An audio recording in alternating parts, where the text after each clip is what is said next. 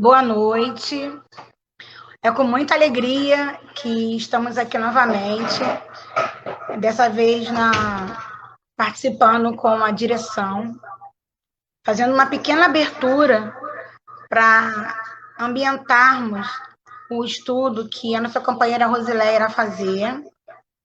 Então, a gente traz um abraço, o nosso carinho, que chegue até vocês todos, onde quer que vocês estejam.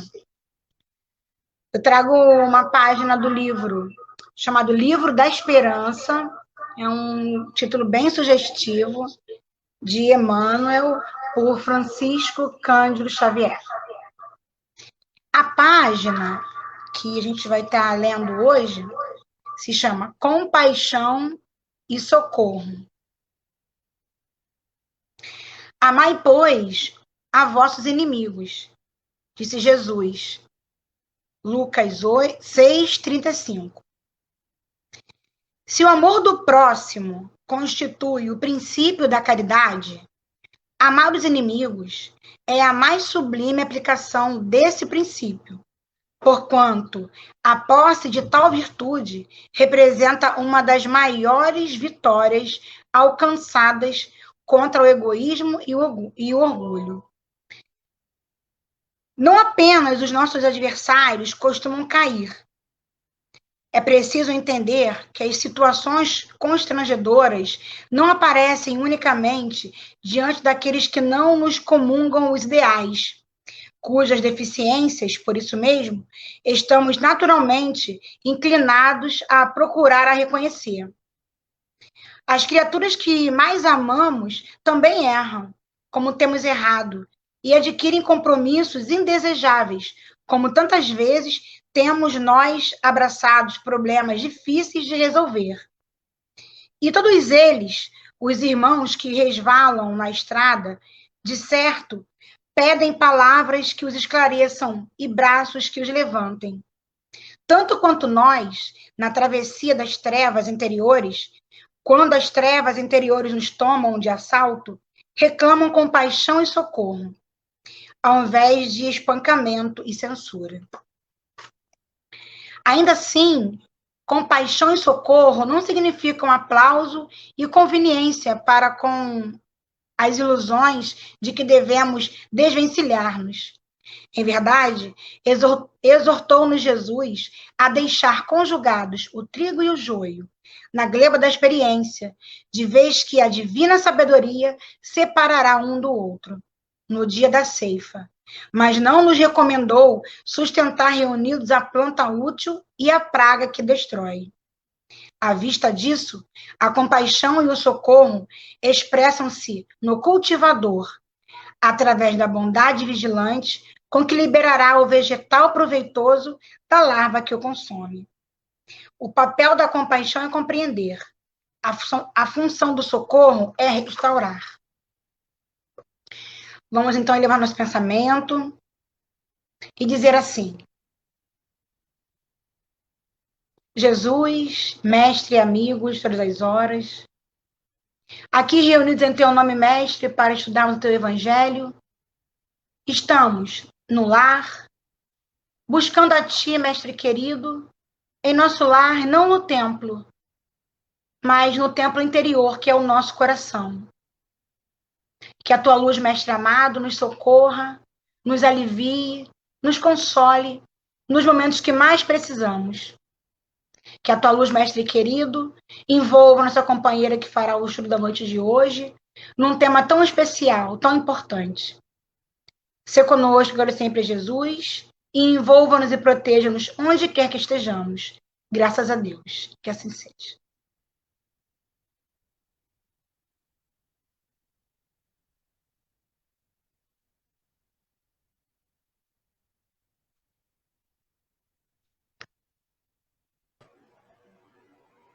Boa noite a todos. Estão me ouvindo direitinho? Está dando para ouvir, Drica? Sim, tudo certo. Bom, nós vamos conversar hoje com vocês sobre um tema doloroso, na verdade, né? Um tema que mexe muito com as nossas emoções, que mexe muito com a nossa estabilização emocional, psicológica, da vida de modo geral. E, primeiramente, quero deixar claro para todos nós que aqui estamos que o fato de eu estar aqui não me faz melhor em nada, pelo contrário, né? Graças a Deus tive a oportunidade de estudar um pouquinho para conversar com vocês. Porque palestrante, que é palestrante, fala muito bem lá longe, né? E não é o meu caso, como eu estou muito perto, nós estamos aqui para conversar sobre alguns pontos que a gente considera importante hoje, com o tema suicídio e loucura, que está lá no Evangelho, no capítulo 5, do item 14 ao item 17. E quando eu falo em suicídio e loucura, eu gostaria primeiro de que nós trabalhássemos um pouco a nossa imaginação. E em alguns pontos, em algumas características, para a gente brincar um pouco com a nossa imaginação. E depois a gente volta e conversa, tá? Imagine que você tem uma mala cheia de dinheiro, muito, muito. Aquela mala que você sempre sonhou, está na sua mão e você precisa repartir com algumas pessoas. Você não pode ficar com o dinheiro sozinho, você precisa repartir com algumas pessoas. Com quem você repartiria esse dinheiro? Pense. Nós vamos imaginar três coisas, tá? A segunda, você vai imaginar que você tem uma caixa de felicidade. Uma caixinha linda, maravilhosa. E que quando você abre essa caixa, você tem lá um monte de saquinhos, de potinhos de felicidade.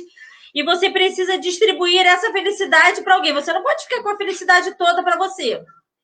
Você precisa distribuir essa felicidade com alguém. Com quem você distribuiria essa felicidade?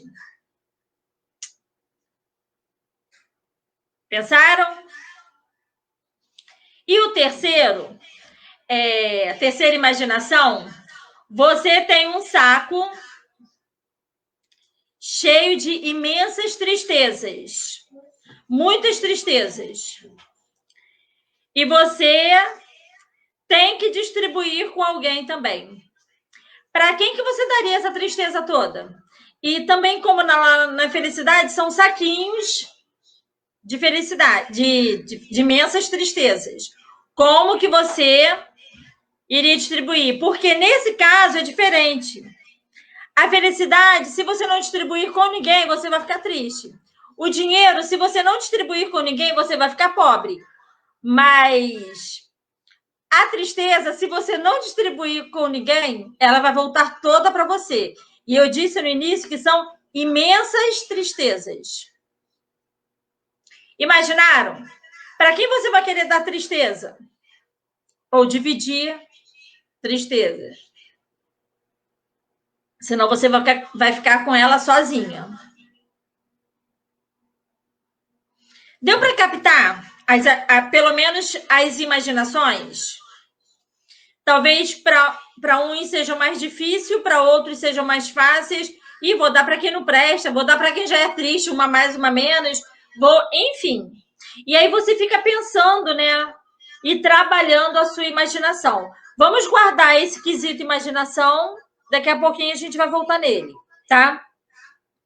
Quando falamos em suicídio e loucura, a grande verdade, né, do ser humano, o grande desafio do ser humano é que ambas as situações, tanto o suicídio quanto a loucura, eles partem da nossa imaginação. Eles partem, né, do curso que nós damos essa imaginação. Então, eu comecei com vocês pedindo para que imaginassem um monte de dinheiro, porque é uma necessidade material na qual nós vivemos, não dá para fugir dele. Depois eu pensei na felicidade, que segundo Sartre, todos nós estamos condenados a ela, né? E a ela e a liberdade.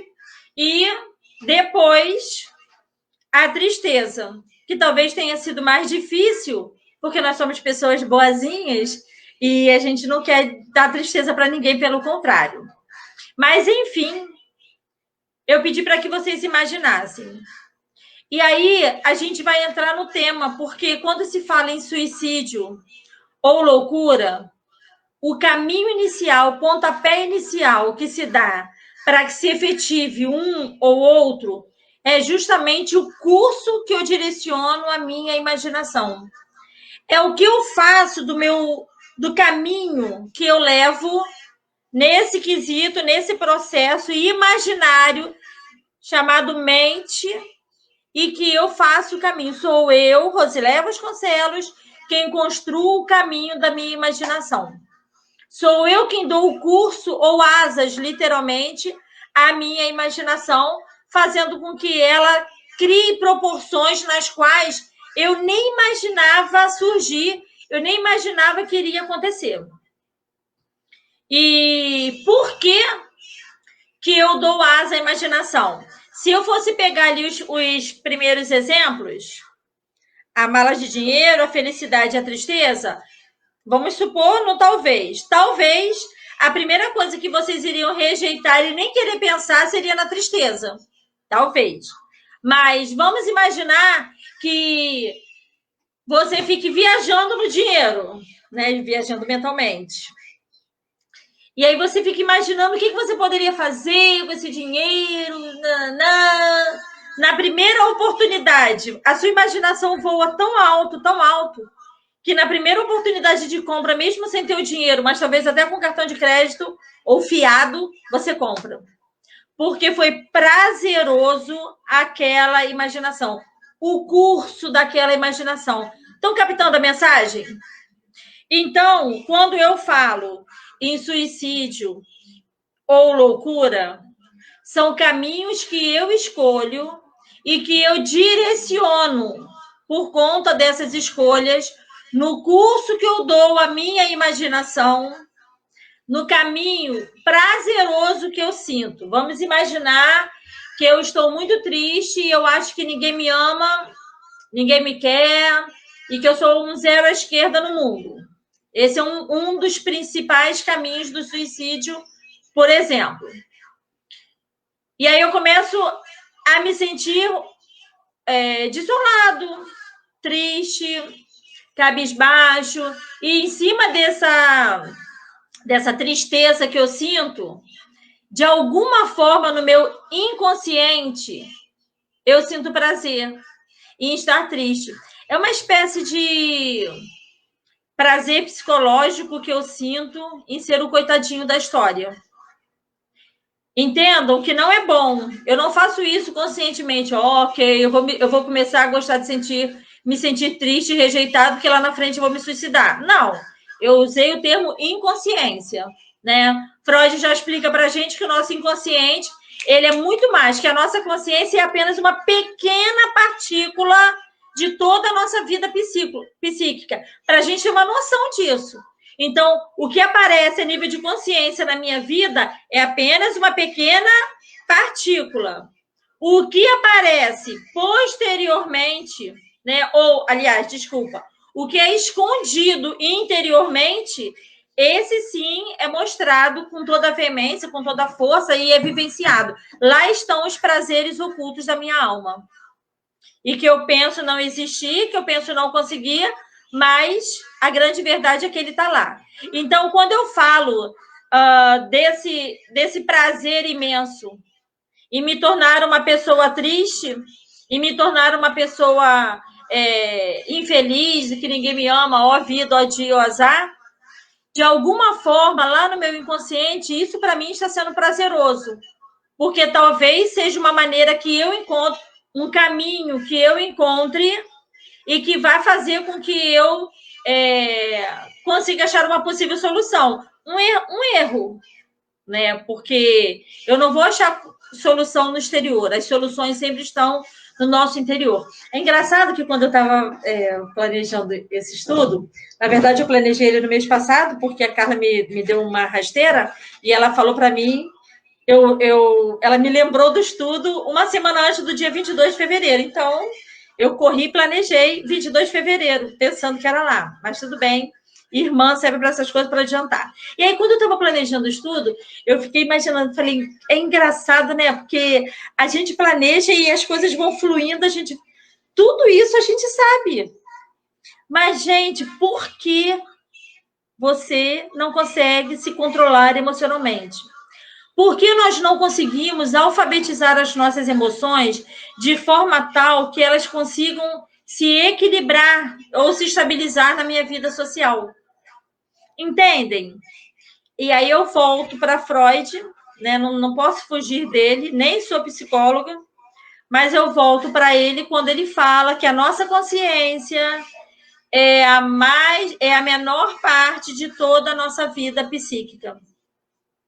E que todas as nossas emoções estão guardadas no nosso inconsciente. É como se fossem várias gavetinhas e, em algum momento, uma dessas gavetas, por uma vivência, uma experiência, uma sensação empírica, enfim, alguma situação, eu abra uma dessas gavetas e aflore ali uma grande emoção da minha vida. E quando eu afloro uma grande emoção da minha vida, eu talvez me desequilibre e não consiga ajustar-me emocionalmente. E aí tudo aquilo que eu sei a nível de consciência fica conturbado, porque eu sei conscientemente, mas o meu inconsciente não está ajudando, é como se fosse remando contra a maré, né? E é aí que a gente descobre esses caminhos prazerosos e insensatos. A gente chama de caminho prazeroso e insensato. Prazeroso porque, de alguma forma, você nutre e alimenta essa tua imaginação. Lembra o assunto do dinheiro, da felicidade e da infelicidade. E quando eu falo isso, você nutre, de alguma forma, esse mal-estar, né? De forma imaginativa e consciencialmente, você nutre isso. E é por isso que surgem as pessoas loucas, inicialmente falando, porque muitas pessoas, inclusive, desencarnam em processo de crises nervosas graves. No meio de uma discussão, ela está ali, né, gritando e discutindo e ferozmente.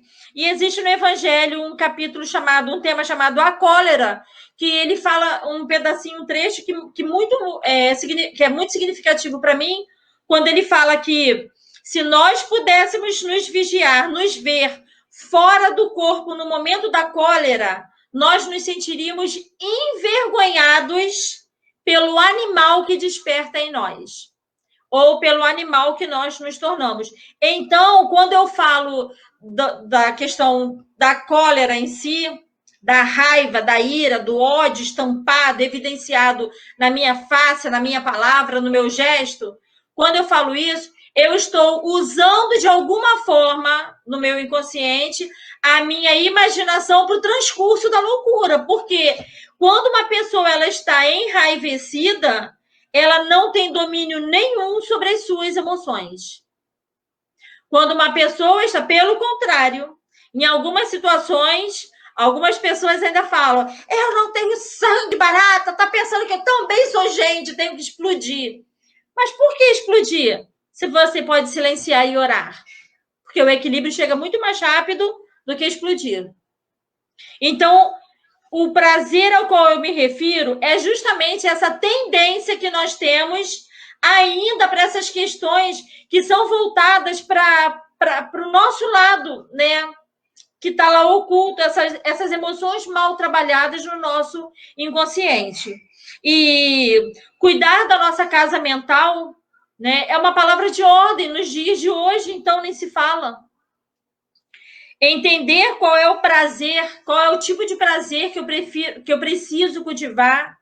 Entender que a minha casa mental, esse pedacinho tão pequeno, inconsciente que está aqui, é ele que vai fazer com que eu me equilibre e com que eu equilibre todas as emoções adormecidas, dependendo do curso que eu dou as asas para as minhas imaginações. Tudo depende da forma pela qual eu encaro as situações da vida, tudo depende da forma pela qual eu encaro as vicissitudes da vida. Então, tudo literalmente depende, gente, do curso que eu dou à minha imaginação. O ponto de hoje é suicídio e loucura, mas o subponto é o que eu faço com a minha imaginação. Como eu trabalho a minha imaginação. Esse é o principal ponto do assunto de hoje.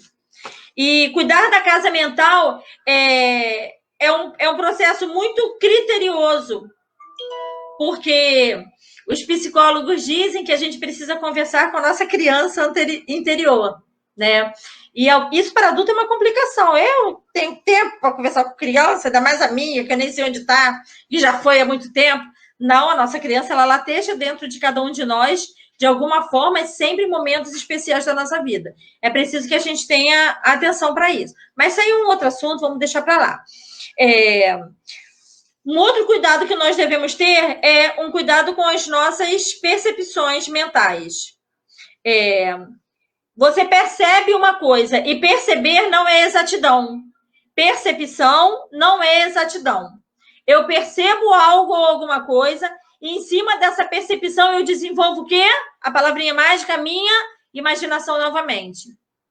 E às vezes eu tenho uma percepção e eu falo, meu Deus, não posso pensar isso, mas já era. Se eu dou aquele sorrisinho de, sabe, aquele que nem mostra os dentes, já era. Ele se tornou prazeroso e dali eu vou imaginando e dando cursos equivocados para mim e para o meu equilíbrio emocional. E é assim que começam a questão do desejo do suicídio, do início da loucura, dando asas para pensamentos funestos, pensamentos nos quais eu não deveria pensar e sei que não deveria pensar. E como que eu faço isso? Porque a cada 40 segundos uma pessoa tenta suicídio. Vocês têm noção disso? A cada 40 segundos. Não é que ele se suicida, uma pessoa tenta o suicídio. Isso é um assunto gravíssimo. O fato de eu tentar dar cabo, né, dar fim à minha vida, né, é um assunto gravíssimo. E a gente estava assistindo outro dia, com saudade da Casa Espírita, com saudade do centro, assistindo um estudo de Haroldo Dutra, onde ele falou que ele estava falando justamente sobre o suicídio e a loucura, e ele citou o caso de uma garota de 13 anos de idade. Vocês devem lembrar o caso de uma garota de 13 anos de... Não, 13 anos não, era uma adolescente, desculpa. É uma adolescente, não lembro a idade dela, acho que era 17, que ela apresentou... Oi? Agora foi, vai. Que ela... Haroldo Dutra, ele citou o caso de uma menina, uma adolescente que se suicidou e ela deixou uma carta na internet apresentando 13 motivos pelos quais ela havia se suicidado. Isso correu à internet, isso foi muito divulgado aí por muito tempo. E Haroldo Dutra, ele fala que nós espíritas, que essa menina, ela apresentou 13 motivos para morrer, para se suicidar. E nós espíritas temos 1019 motivos para viver, que são as perguntas do Livro dos Espíritos. E eu achei isso o máximo que ele falou. Porque o que falta para nós verdadeiramente, né, é o estudo. Quanto mais você estuda, quanto mais você ocupa sua mente no bem, mais possibilidade de valorização à vida você tem. E quando você tem essa possibilidade de valorização à vida, a tua vida mesmo fica mais tranquila, fica mais ajustada. Não tá indo, não? Ah, tá. Se parar, você traz o teu. Minha vizinha tá aqui com o celular. Então, como nós vamos diagnosticar umas possíveis causas, né? A primeira delas é a falta de religião. A religião ela é fundamental na vida da pessoa para que ela mantenha um curso emocional ajustado dentro dela. A segunda é mudar o foco. Se você está muito triste, se você está pensando muita besteira, se você está muito sobrecarregado emocionalmente, muda o foco. Como que é mudar o foco? Ah, é fácil você falar, Rosilé, você não está passando por isso. Quem disse que não? Às vezes eu estou. E estou tentando desesperadamente mudar o meu foco. Então, mudar o foco é justamente fazer o que a Haroldo Dutra pediu para a gente. Pegar os 1019 motivos de vida e ler novamente, no meu caso, novamente o Livro dos Espíritos. E fazer novamente um estudo contínuo para ocupar a minha mente no bem. Esse é um processo fundamental que a gente tem com relação aos critérios de valorização da vida, ou da nossa vida, e manter a nossa mente equilibrada. E a terceira é a falta de autoamor, onde é um problema muito complicado, onde muitas pessoas têm esse problema de não se amar, não conseguir se valorizar, não conseguir... Esse, particularmente, é um problema que eu não tenho, porque eu me amo demais, né? Eu sou uma pessoa muito linda e maravilhosa. Mas, com relação a outras coisas, né? A outras tristezas, outros problemas, existem muitas pessoas que têm essa dificuldade de amar, essa dificuldade de se valorizar, de estar bem consigo mesmo. E como que eu trabalho isso? Né? Eu diagnostiquei alguns possíveis problemas que levam a pessoa a chegar ao estado de loucura ou ao suicídio, ou à tentativa do suicídio. E como que eu ajudo essas pessoas? Primeiro, escutar. Nós não temos paciência para ouvir os outros. Nós não temos paciência para ouvir as pessoas de forma tal que eu não emita opinião nenhuma, mas que eu permita que essa pessoa fale. E ao falar, ela vai estar desanuviando todos esses miasmas negativos que ficam circundando a casa mental dela. Então, é preciso que a gente ouça, sem falar, que a gente ouça, que a gente esteja ali para ouvir. A segunda é abraçar. Saber abraçar o irmão. Hoje em dia não está dando para abraçar muito fisicamente, né? Mas abraçar o irmão é você conversar, ouvir e acalentar. Saber que você está ali para o que der e vier, saber que você está ali para as necessidades. Esse é o verdadeiro abraço, é o acalento. E a outra é ajuda do lado material. Como assim ajuda do lado material? Existem muitas pessoas que se suicidam e que entram num processo de desequilíbrio mental muito grande por conta da sua má administração ou do seu problema material mesmo, financeiro, enfim. Né? E isso causa um distúrbio emocional muito grande na vida da pessoa, desequilibrando-a completamente, fazendo-a perder o norte, né, da sua caminhada.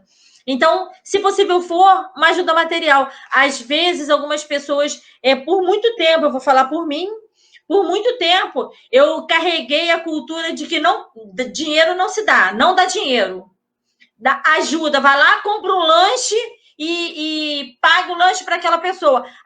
Às vezes, a pessoa não está precisando de lanche, às vezes ela está precisando de um remédio, está precisando de uma roupa nova, de uma calcinha, de um absorvente. E ela não tem coragem de falar, ela vai falar o lanche. E aí você vai lá, pega aquilo e dá o lanche para a pessoa. A gente tem que parar com essa cultura, né, de querer fazer a caridade e administrar a caridade até o final. Então, dar dinheiro, se você pode dar dinheiro, dê. Se a pessoa, o momento que você dá de coração, você cumpriu com o teu papel. Se a pessoa dali vai descambar para um lado ou para o outro, isso deixa de ser um problema seu e vira um problema dela. Então, é muito importante que a gente entenda qual é o nosso papel, qual é a nossa função dentro da caridade, né? Outro dia veio um menino aqui pedir dinheiro. Moça, dona Loura, a senhora pode me dar, por favor, R$5? E aí eu perguntei, para que você quer R$5, meu filho? Porque dependendo da necessidade, eu tinha mais, graças a Deus, poderia dar mais. E aí ele falou, para uma necessidade minha. Eu falei, a sua necessidade é de drogas, de bebida alcoólica? Não, moça, eu não bebo. Eu não bebo e eu não uso droga, a senhora pode deixar. Mas é uma necessidade. Ó, eu já tenho esse. Ele estava com um bolo de notas de R$5. Mas ainda não é a minha necessidade, eu preciso de um pouco mais. A senhora pode me dar R$5? Falei, posso. Entrei aqui, meu filho. Mas você não vai dar o dinheiro? Claro que você... Filho, eu vou dar, meu coração tá pedindo para dar, eu vou dar. Fui lá, peguei o dinheiro. Quando meu filho foi lá ver quem era, meu filho, mãe, ele deve estar com algum problema, porque ele tem um distúrbio mental e ele realmente nem bebe, nem fuma e nem usa drogas. Ele deve estar com algum problema em casa. E ele pegou o dinheiro e foi. Não importa. A gente tem que parar de achar. Por isso, o quesito, ajuda material, ajuda do lado material, às vezes, salva a pessoa do desequilíbrio. E a gente tem que parar de achar que a pessoa vai agir mal e que eu colaborei. Não, você não colaborou. Você simplesmente cumpriu o teu papel em fazer a caridade. Você ajudou. O que ela vai fazer a partir dali é um problema dela, não é um problema seu. A gente tem que entender isso. Se o seu coração está pedindo para ajudar, se você pode ajudar, ajude. E o outro é o não julgamento. Nós temos o infeliz hábito de julgar, né? De julgar as pessoas. Nós somos juízes muito cruéis dos outros. Deveríamos ser juízes cruéis de nós mesmos, né? Mas, enfim, a gente abafa isso aí e a gente fica sendo juiz do outro. E dentro desse juiz do outro, eu tenho que tomar muito cuidado. Então, gente, esses 3 itens, os 4 itens, desculpa, o escutar, o abraçar, o ajudar e o não julgar, ele serve como função de todo cristão. Independe da situação, independe da crença, independe da situação financeira, da classe, independe. A nossa função hoje é ajudar. Nós vivemos num mundo de muita insegurança social. Essa insegurança social não pode nos distrair da nossa moralidade. A insegurança social na qual nós vivemos, o medo de sair, o medo do que vai acontecer, o medo de morrer, né? Essa insegurança não pode abafar a nossa moralidade, não pode. A gente não pode perder a oportunidade de ajudar, seja quem for, porque quando eu ajudo alguém, é a mim mesmo que eu ajudo, e isso é uma certeza. Então, os 3 pontos, né, que podem justificar dentro da doutrina espírita a nossa vida e a nossa capacidade de entendimento para a vida, seria a questão do livre-arbítrio, a questão da lei de causa e efeito e a necessidade do auto-amor. Esses 3 itens, eles são fundamentais. Eu volto novamente ao processo da imaginação. Nós damos asas à imaginação. E muitas vezes, em muitas situações, né, nós, ao darmos curso a essa imaginação, que fica brotando, insistindo, brotando aqui, eu nem vou trabalhar o quesito obsessão, porque isso aí merece um outro tema, uma outra palestra, uma outra conversa, tá? Mas ele existe, a gente não vai, né, duvidar e nem... Enfim. Mas o que eu estou querendo mostrar é que quando eu trabalho, né, a minha imaginação e o caminho que eu me direciono, eu estou dando liberdade de escolha à minha própria vida. E como eu dou liberdade de escolha às minhas ações, eu tenho que entender que a lei de causa e efeito vai vir, por justiça divina, me cobrar as minhas decisões. Então, é muito importante que eu tenha valoroso, de forma bem valorosa, a questão da vida, a questão das dores que eu tenho, dos problemas que eu tenho, das angústias, dos sofrimentos que eu tenho, todos eles eu tenho, mas eles não vão ficar comigo a vida toda. Haverá um momento em que eles deverão sair para dar lugar à paz, para dar lugar à harmonia, e é só uma questão de esperar, porque nós espíritas acreditamos na vida futura. E um suicida, por exemplo, ele só dá cabo à sua vida, só dá fim à sua vida pelo descrédito à vida futura.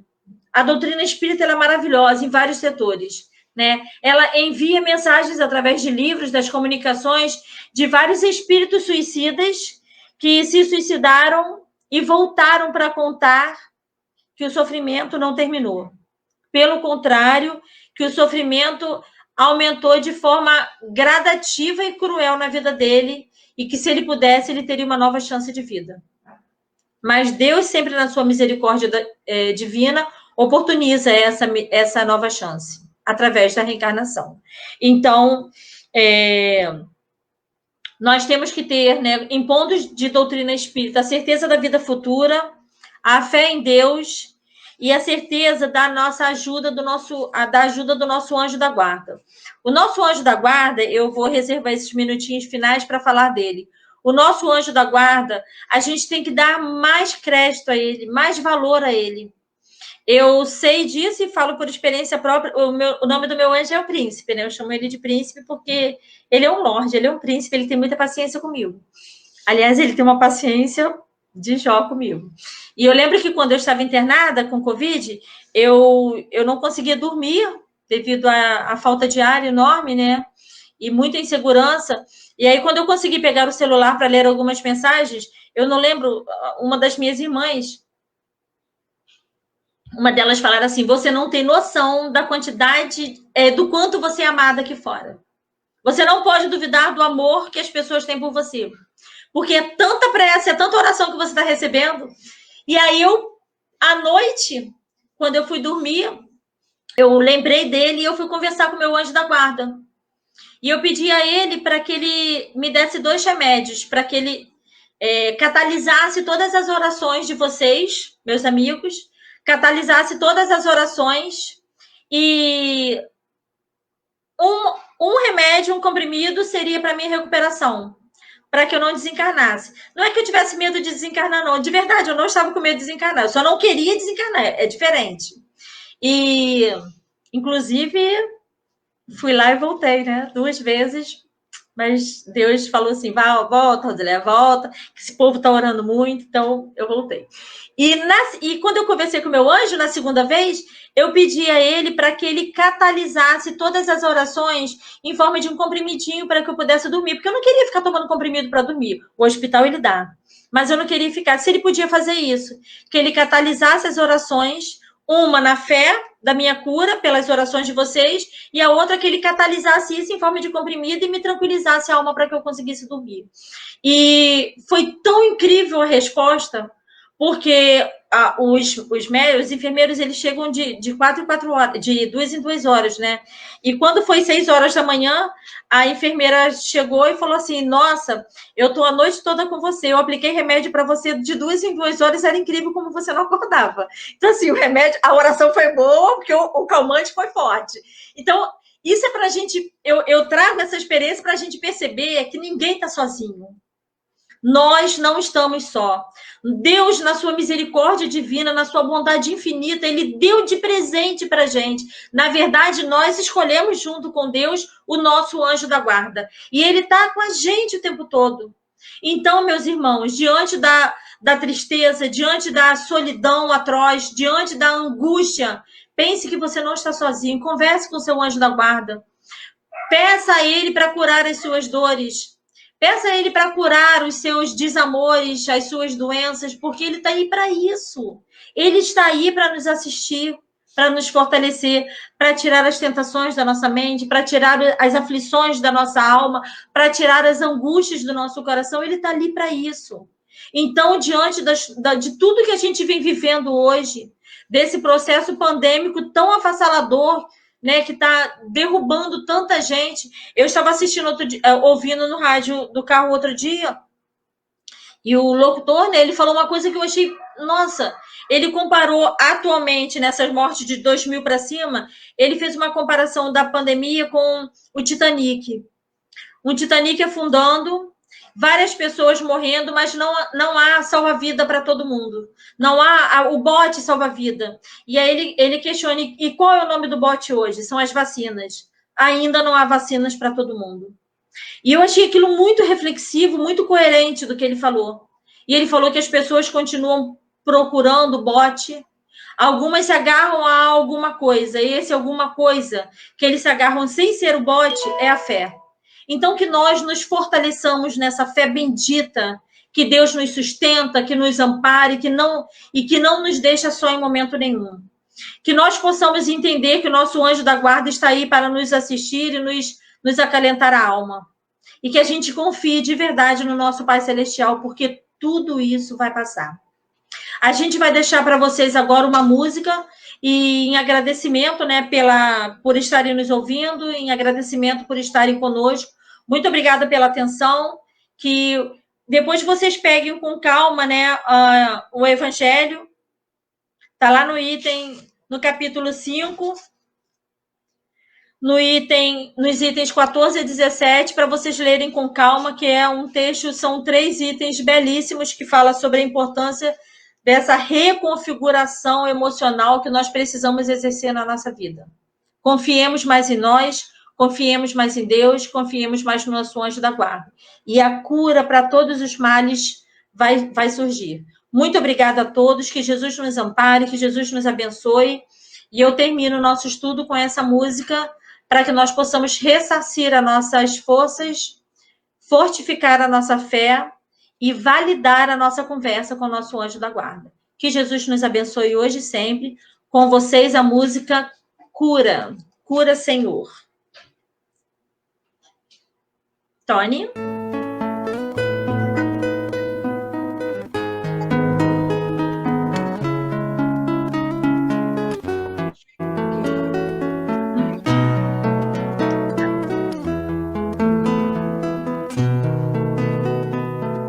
Vamos Vamos, Jesus, passear na minha vida.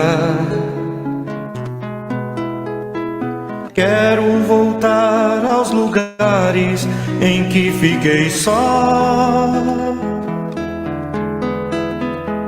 Quero voltar lá contigo, vendo que estavas comigo. Quero sentir teu amor a me embalar. Cura, Senhor, onde dói. Cura, Senhor, bem aqui. Cura, Senhor, onde eu não posso ir. Cura, Senhor, onde dói. Cura, Senhor, bem aqui. Cura, Senhor, onde eu não posso ir. Quando a lembrança me faz adormecer, sabes que a espada da dor entra em meu ser. Tu me carregas nos braços, leva-me com teu abraço. Sinto minha alma chorar junto de ti. Cura, Senhor, onde dói. Cura, Senhor, bem aqui. Cura, Senhor, de eu não posso ir. Cura, Senhor, onde dói. Cura, Senhor, bem aqui. Cura, Senhor, onde eu não posso ir. Tantas lembranças eu quero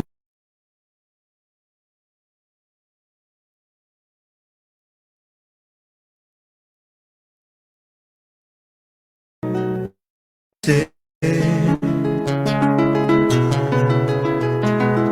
Deixa um vazio em minha alma e em meu viver. Toma, Senhor, meu espaço. Te entrego todo o cansaço. Quero acordar com tua paz a me aquecer.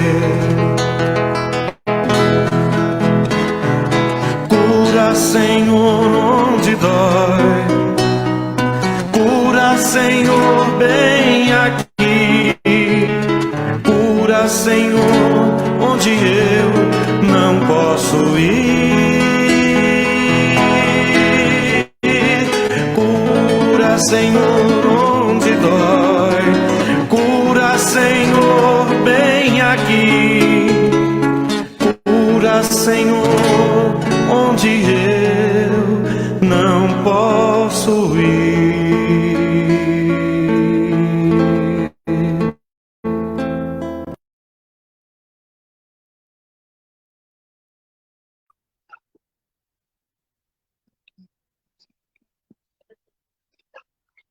Então, depois dessas palavras de fé, de encorajamento, de reflexão que a Rosileia trouxe para a gente nessa noite, nos convidando a não estarmos mais sozinhos, nos convidando a estarmos na busca, né, pela presença do Mestre, junto com nossos espíritos protetores, que a gente vai finalizar, né, agradecer, e eu vou sugerir que quem quiser pegar um copo com água, ou já pegou, e quiser mentalizar, né, nessa água, ela será fluidificada com a força do nosso pensamento, da nossa fé. Muito importante a gente estar num ambiente tranquilo, nesse momento da oração, no momento da palestra, porque assim a gente recebe dentro de casa essas vibrações salutares de cura, de consolo, de alívio. Vamos então fechar nossos olhos e dizer assim: